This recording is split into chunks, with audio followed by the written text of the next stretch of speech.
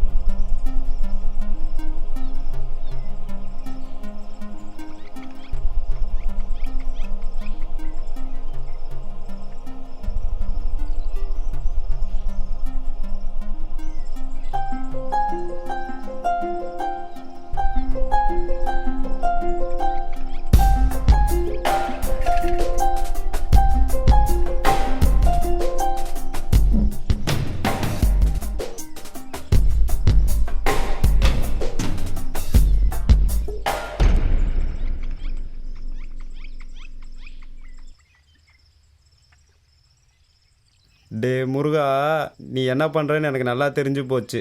100 ரூபாய்க்காக நம்ம bit packet தேட்டரில் பிளாக்ல டிக்கெட்டுன்னு வித்துட்டு இருந்தோம். ஆனால் 1000 ரூபாய் தர்றாங்கன்றதுக்காக ஏதாவது தப்பான விஷயம் செஞ்சு மாட்டிக்காத. அப்படி செஞ்சேன்னா நம்ம ஆயுசுக்கும் ஜெயிலில் தான் இருக்கணும், பார்த்துக்கோ.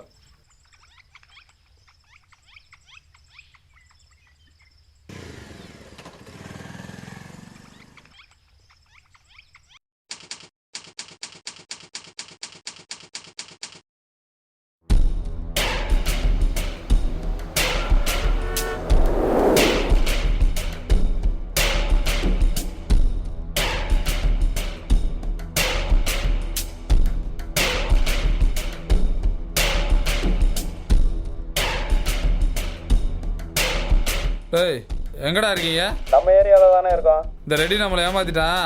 அவன் மகன் இருக்கான்ல, அவனை தூக்கிட வேண்டியதான். ஊன்னு சொல்லுங்கண்ணே, இப்பயே தூக்கிடுவான். இல்லை வெளியால வச்சு தான் தூக்க போகிறோம். சரியா? சரிண்ணே. டேய் முருகன் எங்கடா? அவன் அப்பயே கிளம்பிட்டானேண்ணா.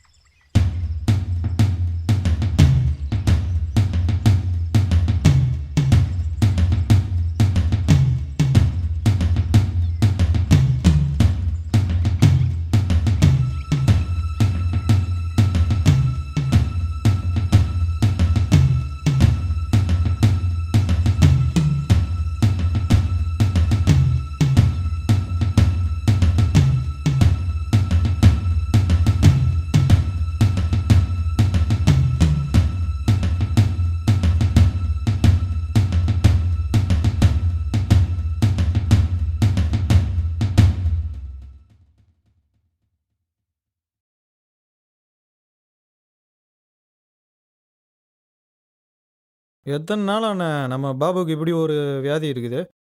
பிறந்ததுலேருந்தே இருக்குடா. நாங்கள் தான் கண்டுக்காமல் விட்டுட்டோம். இப்போ ஏதோ முத்திருச்சுன்னு சொல்கிறாங்க.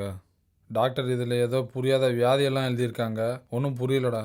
இந்த வியாதி வந்தால் எப்போ மயக்கம் வரும்னு தெரியாதான். மயக்கம் வந்தால் மூக்குலையும் வாயில இருந்து ரத்தம் வருமா.